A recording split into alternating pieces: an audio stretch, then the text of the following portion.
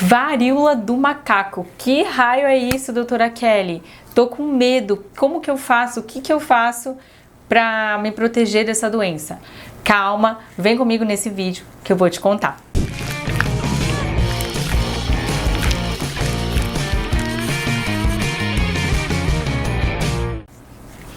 Bom, gente, vocês me pediram para falar sobre a varíola do macaco, ou então, mais conhecida como a varíola símia, e ela é causada por um vírus chamado monkeypox. É um título, um nome mais sugestivo, da doença.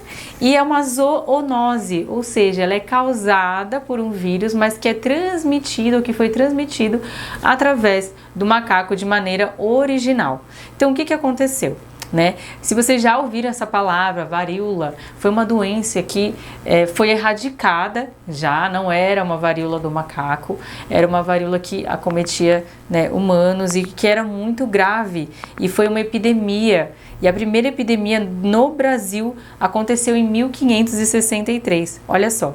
Mas graças à vacinação contra a doença, em 1973, o Brasil recebeu o certificado pela OMS de erradicação dessa doença, tá? Ela pode ser transmitida por um animal infectado ou de uma pessoa para outra.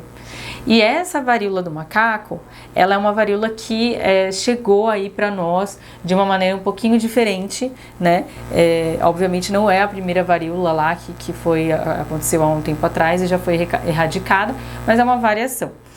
E não precisa, então, primeira coisa, não é para vocês se desesperarem, tá? É uma doença, no geral, que não é grave, Ela pode ter algumas gravidades, sim, podem ter algumas complicações, mas eu diria que ela é um pouquinho parecida, para quem não conhece, a tal da varicela ou a tal da catapora. Para vocês terem uma noção, em inglês, o termo catapora, a gente chama de chickenpox, como se fosse a galinha, o frango. Então, o monkeypox, uma variação aí. Gente, vamos falar dos sintomas dessa doença, a tal da varíola símia, ou varíola do macaco.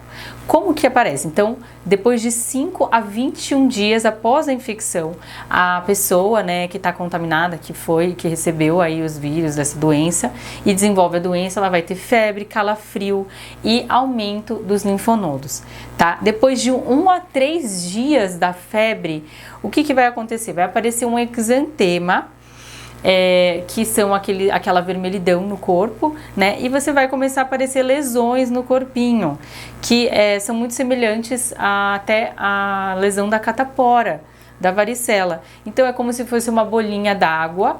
Eu vou ver se eu deixo aqui uma imagem para mostrar para vocês. Então primeiro você tem a evolução de uma bolinha. Essa bolinha tem um líquido, seroso dentro.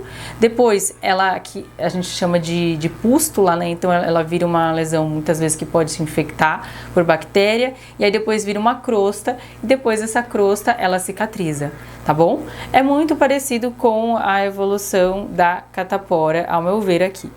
E aí, o que acontece? Essas bolinhas, então são máculas, depois pápulas, vesícula, a vesícula é com líquido dentro, pústula, ou seja, com pus dentro, muitas vezes, e crosta antes de cair, tá? E aí ele se espalha pelo contato próximo. Ela é bastante contagiosa, porque pode ser tanto pelo contato da própria bolinha ali, do vírus, o contato da secreção, quanto através de gotículas, que a pessoa pode tossir, espirrar ou trocar gotículas próximas da outra pessoa, já pode ser contaminada. Qual que é o tratamento dessa doença? Então, gente, o tratamento é com sintomáticos. Então, lógico, você vai isolar o indivíduo, no sentido para ele não contaminar mais pessoas. E se a criança estiver com dor, ou o adulto com dor, você vai dar remédio para febre. Para secar as lesões, você pode também usar algum antisséptico na pele, para secar essas lesões. Para crianças ou até mesmo adultos, você pode usar o banho de assento, que é você colocar ali um secativo, geralmente é uma solução, que é mais secativa, e essa criança, ela fica numa banheirinha com água e aquele remédio, que é secativo, que aí você deve conversar com o seu médico.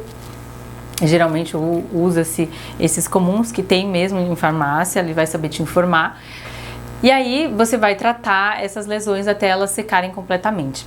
Até quando que eu transmito essa doença, doutora Kelly? Gente, o indivíduo que está contaminado, ele transmite até a lesão estar bem sequinha. Então isso pode demorar um pouco, porque até a lesão secar completamente, esse indivíduo ele pode transmitir a doença, tá bom? Então aí tem que ter um período muitas vezes maior, às vezes do que uma semana, para a pessoa ficar bem e para não transmitir mais.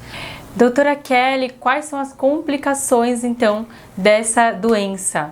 Gente, as principais complicações são as complicações que podem acontecer decorrentes dessa infecção, que são principal, né, infecção secundária de pele. O que é isso?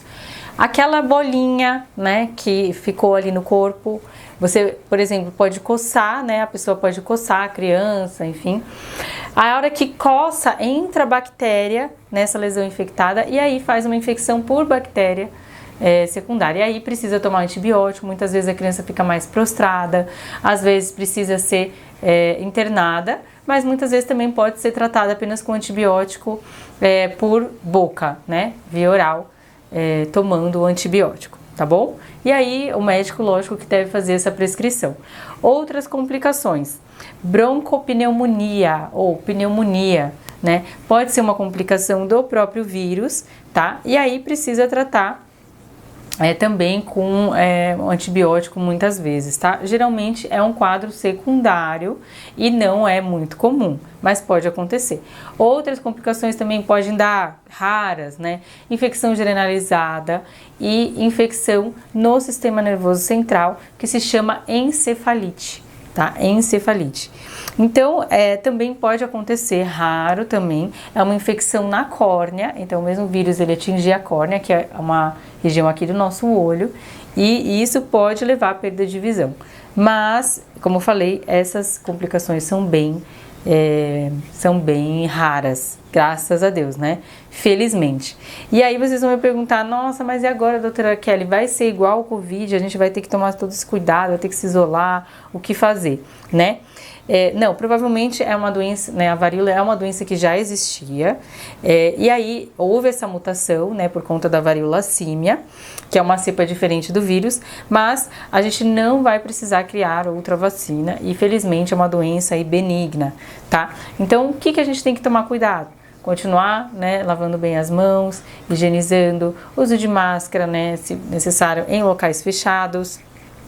Se você, por exemplo, teve contato com a pessoa, né, com alguém que teve essa doença ou depois descobriu, começou a ter sintomas, também procurar um médico e, se precisar, fazer o isolamento, né, o período aí de quarentena adequado, tá bom?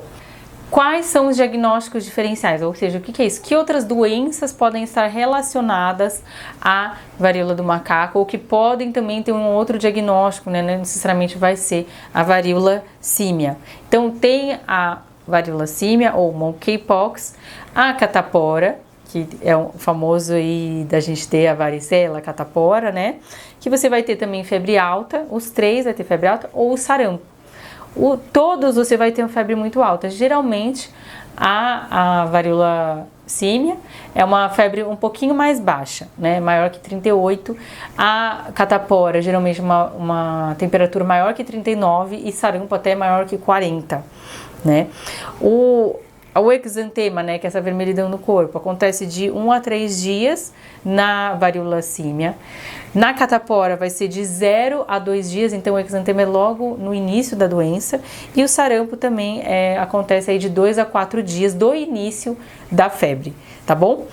O que diferencia principalmente a lesão cutânea, né, as lesões de pele, que no monkeypox, né, na varíola do macaco, ela aparece a bolinha, aí depois essa bolinha evolui para uma bolinha de pus, depois ela vai ter espalhar numa área, mas geralmente é uma área mais localizada, né? E ela geralmente é o mesmo estágio, né? O que significa isso?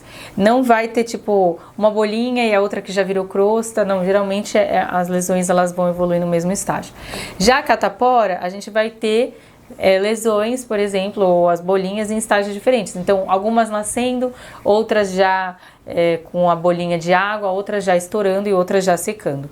E o sarampo, ele não tem, né, bolinha, ele é apenas aquele exantema que a gente chama máculo papular. Então, como se fosse várias bolinhas, na verdade, bem minúsculas na pele que não tem líquido dentro, tá? Vamos lá, na varíola do macaco, a evolução, né? Então as lesões demoram aí 3, 4 semanas, muitas vezes, para desaparecerem, né? Para virarem, para secarem as lesões. A catapora é bem rápido, mas ela aparece e desaparece assim, em vários estágios, então pode demorar mais tempo para assumir tudo. E no sarampo é muito rápido, de 5 a 7 dias, tá bom? Como que aparece? Então, a varíola do macaco, ela vai aparecer primeiro na cabeça, né? Então mais assim na região de rosto, pode acontecer também nos membros e na palma das mãos e na sola dos pés, a varíola do macaco. A catapora, ela geralmente começa na cabeça, mas ela fica em todo o corpo e não fica na palma das mãos e na sola dos pés, tá? Então isso é uma diferença importante em relação à catapora. E já o sarampo, ele começa na cabeça, espalha e pode atingir mãos e pés, mas ele é bem diferente a característica deles, tá? O que mais principalmente diferencia é que na varíola do macaco, ou monkeypox, ela dá a linfonodomegalia, que é esse edema, né? Como se fossem esses nódulos no pescoço, que são aumentos dos nossos nódulos de defesa, né? Das outras coisas, geralmente não vai acontecer. Na catapora, de características específicas, tem um exantema pruriginoso, que significa que coça pra caramba na catapora. Na varíola do macaco não coça tanto. E no sarampo você vai ter aquelas manchinhas de Koplik, que é uma manchinha branca na boca, tá bom? Mas isso, óbvio, é uma coisa que mais o médico, né, ao fazer o diagnóstico ou ao diferenciar o diagnóstico, ele vai saber te falar, ok?